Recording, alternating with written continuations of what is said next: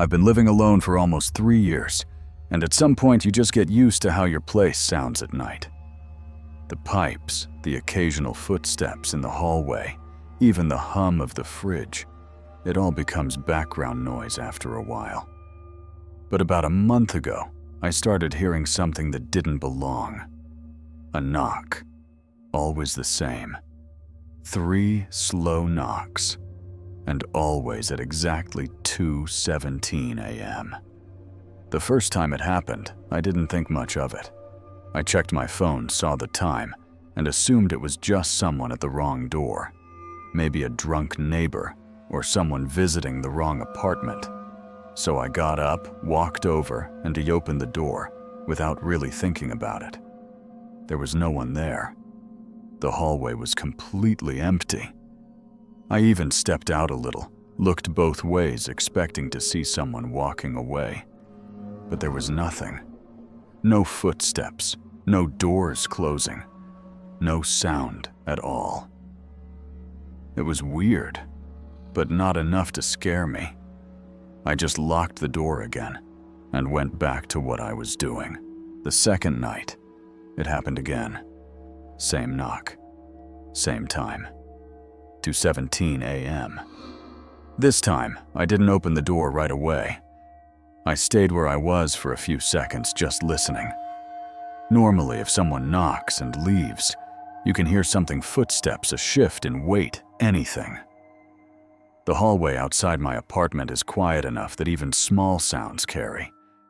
But there was nothing. Just silence. After maybe 10 seconds, I got up and walked toward the door, slowly stopping a couple feet away. I don't know why I hesitated. It just felt off, like something didn't line up. I leaned in and looked through the peephole. Empty again. No one standing there. No one at the end of the hall. Just that dim yellow light and the same stillness. That's when it started bothering me. Not because someone knocked, but because it didn't make sense that no one was there after. By the third night, I was already thinking about it before it even happened. I stayed up later than usual, sitting in the dark living room with my laptop closed, just watching the time on my phone. 2:15, 2:16, then right on cue, knock, knock, knock. Same as before. Slow. Controlled. It didn't sound like someone trying to get your attention. It sounded like someone who already had it. I didn't move this time. I just sat there staring at the door from across the room, waiting to hear something else. And after a few seconds, I did. Breathing. Faint but steady. Like someone standing right on the other side of the door. I froze. At first, I thought I was imagining it, but the longer I listened, the more sure I became. There was someone there, and they weren't leaving. I got up slowly and walked toward the door, trying not to make any noise. My heart was beating so hard, I was sure they could hear it. I leaned forward and looked through the peephole. At first, it looked empty. Then I realized someone was standing too close. I could see the back of their head, their shoulders. They were facing away from the door, completely still, not moving, not shifting, just standing there. That didn't make any sense. Why knock? And then turn around? I pulled back slowly, trying to process what I was looking at. And right then, my phone buzzed. The sound made me jump. I hadn't gotten any notifications all night. I picked it up and saw a message from a number I didn't recognize. No name, no contact, just one line. You don't have to look. I know you're there. I felt my stomach drop. I looked back at the door. The person was still there, still facing away, still not moving. I didn't reply. I didn't say anything. I just stood there, completely still, trying not to make a sound. Then the knocking started again. Knock, knock, knock. A pause. Then again. Knock, knock, knock. Same pattern, over and over. And the entire time, I never heard a single footstep, not even when it finally stopped. The next night I told myself I was going to ignore it. I didn't want to sit there waiting for it again. I figured if I just went to sleep, maybe it would stop. But I still woke up. No noise that I remember. No reason. I just opened my eyes and immediately felt like something was wrong. I grabbed my phone. 2:16 a.m., 1 minute early, before I could even think about it. Knock. Slower this time. Louder. Knock. Knock. I didn't move. I stayed in bed completely still, listening. Each knock had more force behind it, like whoever was out there was getting impatient. Then suddenly, it stopped. Completely. And this time, I didn't hear anyone leave. That's when I noticed something else. The apartment didn't feel empty anymore. I don't know how to explain it. It was just this feeling, like someone was there. Not outside. Inside. A few seconds later, I heard it. A soft creak from the hallway. The kind of sound the floor makes when someone steps on it slowly, carefully, getting closer. My bedroom door was slightly open, just enough for me to see part of the hallway, but it was too dark to make out anything clearly. Another creak, closer this time. I stopped breathing. I never heard the front door open. I never heard the lock. But something was already inside. I grabbed my phone and turned on the flashlight, pointing it toward the hallway. For a second, nothing.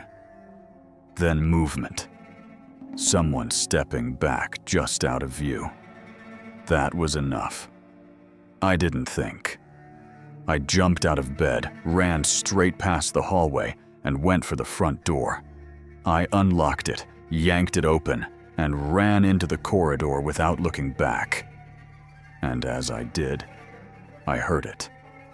Knock, knock, knock, coming from inside my apartment. I didn't go back in that night. I ended up knocking on a neighbor's door down the hall and stayed there until morning.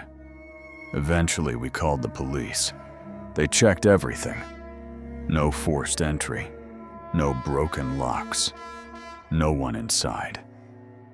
According to them, nothing had happened. I moved out a week later. Didn't argue. Didn't question it. I just left. But even now, sometimes I still wake up in the middle of the night expecting to hear it again. That same slow knock. Either outside my door or somewhere inside. I don't usually get nervous in my own house. I've lived here for almost 8 years now, and it's always felt safe. Quiet neighborhood, familiar streets. The kind of place where you recognize most of the cars that drive by. But there was one night when someone knocked on my door and called me by a name only a few people should have known. I'm 34, married with a 6-year-old daughter. We live in a pretty typical suburban area, nothing remote, but not busy either. Houses are spaced out just enough that you don't hear your neighbors unless you're outside. My wife works early mornings, so she usually goes to bed around 10. My daughter's on a strict schedule, so by 9:30 the house is completely quiet. That night was no different. It was a weekday.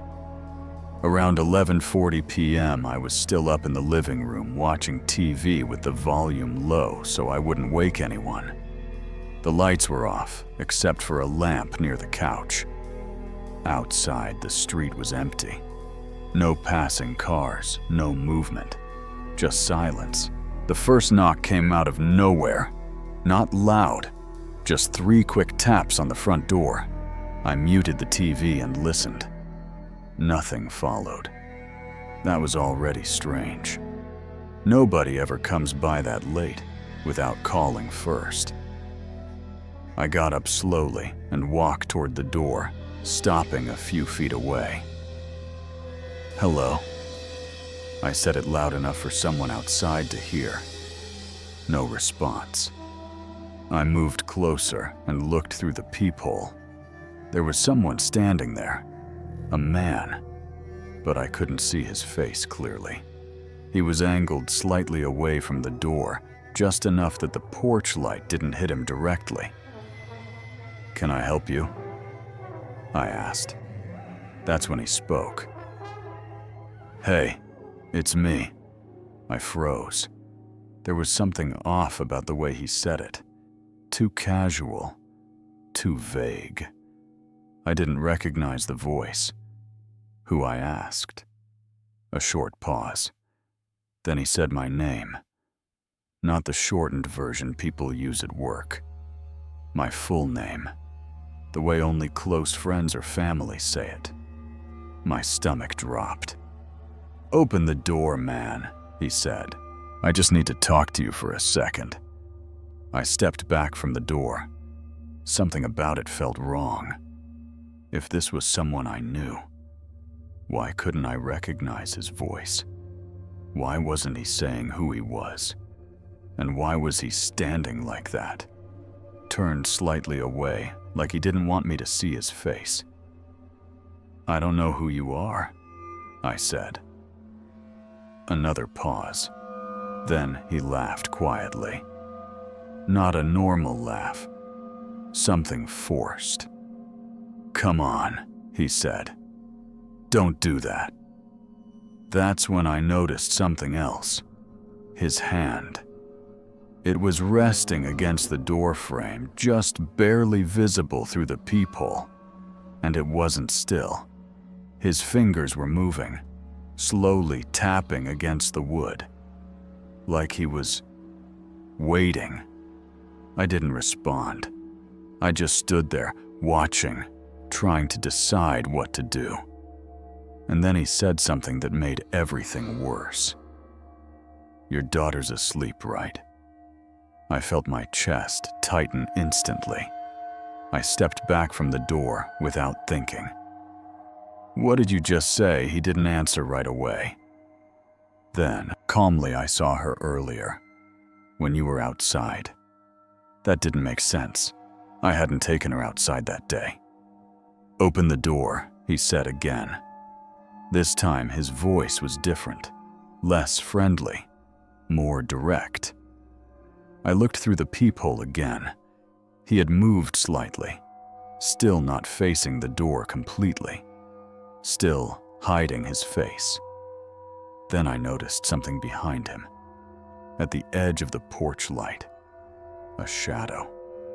Another person, standing just out of full view, completely still. My heart started racing. There wasn't just one of them. I stepped away from the door and quietly moved toward the kitchen, grabbing my phone. I didn't want them to hear me, so I didn't call right away. I just stood there listening. Then the knocking started again. Louder this time, more aggressive. "Open the door!" No pretending anymore. No fake friendliness. Just that same voice, now flat and impatient. Then the second voice spoke. "We know you're in there." I didn't wait anymore.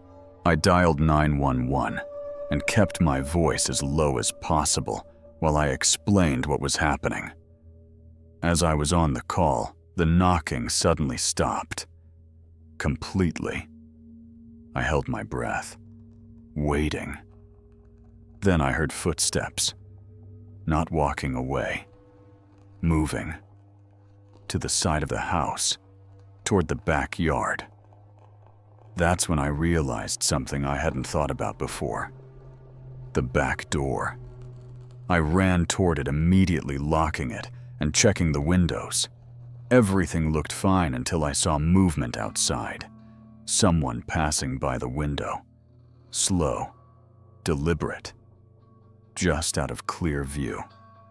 I backed away, staying on the phone, trying not to panic. A minute later, I heard the front gate creak open, then footsteps again, and then nothing.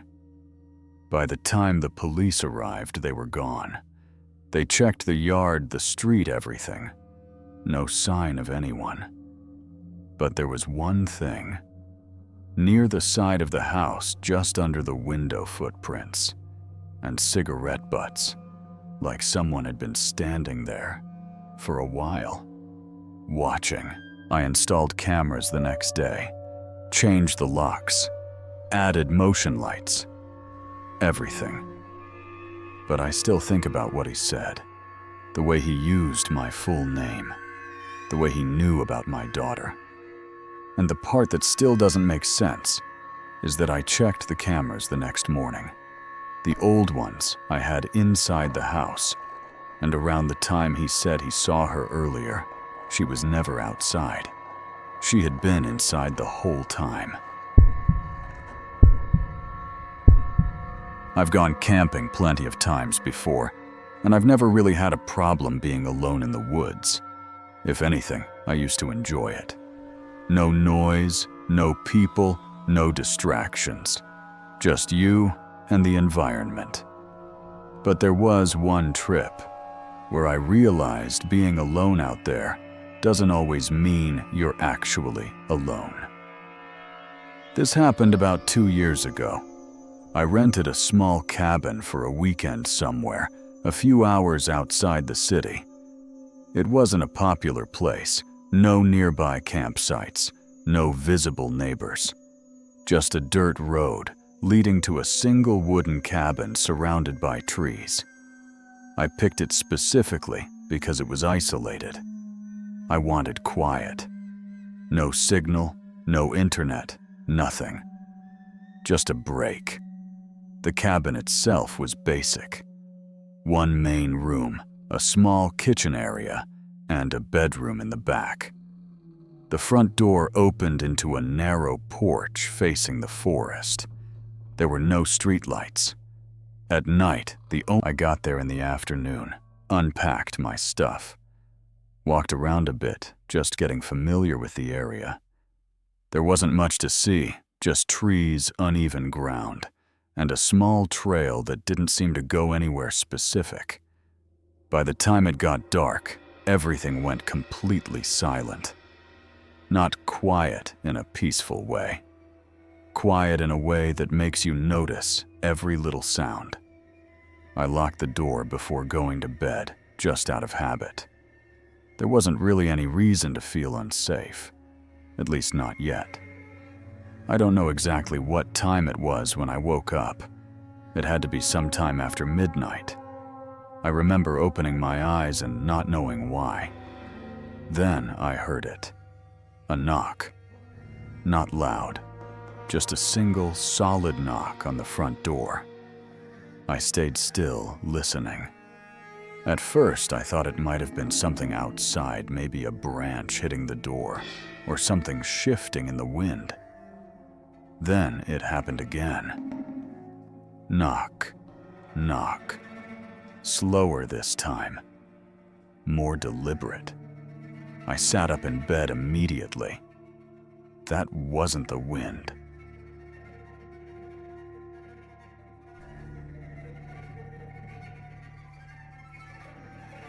There shouldn't have been anyone out there. No nearby houses. No reason for someone to just show up in the middle of the night. I grabbed my phone out of instinct, even though I knew there was no signal. The cabin was completely dark, except for the faint outline of the door in the distance. Then the knocking stopped. and for a moment, I thought maybe it was nothing. Then I heard something else. Movement, not walking. More like something shifting its weight right outside. Close, right on the other side of the door. I didn't get up right away. I just sat there, trying to decide if I should even move. Then a voice came through the door. "Hey, you in there?" It sounded normal. Too normal. "My car broke down." The voice said, "I just need to use your phone. There's no way someone could have driven up without me noticing earlier. And even if they walked. Why would they come here?" "Hello," the voice said again. Closer this time, like they had leaned toward the door. "I know you're in there." That's when I stood up. Not to open the door, just to move quietly toward the front of the cabin. I grabbed a flashlight and stepped closer, staying off to the side so I wouldn't be directly in front of the door. I didn't turn the light on yet. I just listened. Silence again. Then, a soft scrape, like something dragging lightly across the wood, right at the level of the doorknob. My grip tightened on the flashlight. I slowly leaned forward and looked through the small gap between the curtain and the edge of the door frame. I couldn't see much, just darkness. And then, movement. Someone stepping slightly to the side. Not leaving, just repositioning, like they were trying to stay out of sight. That's when the knocking started faster. "Open the door," the voice said. No explanation now, no fake story. Just that same voice, but different. Flat, controlled. I stepped back immediately, and that's when I heard something else. Not from the door, from the side of the cabin. Footsteps, more than one, moving slowly through the dirt. Circling. That's when it hit me. There wasn't just one person out there. I turned on the flashlight and moved toward the window near the kitchen, keeping low as I approached.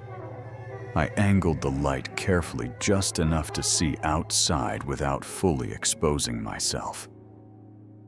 And for a split second, I saw one of them, standing near the trees, completely still, watching the cabin. I shut the light off immediately. My heart was pounding at that point. The knocking at the door stopped, and everything went quiet again. Too quiet.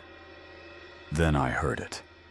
The doorknob, slowly turning. Once, then again, testing it. I backed away, trying to think of what to do. There was no signal. No one, just me, and whoever was outside. I stayed awake the entire night. The noises came and went. Footsteps, movement.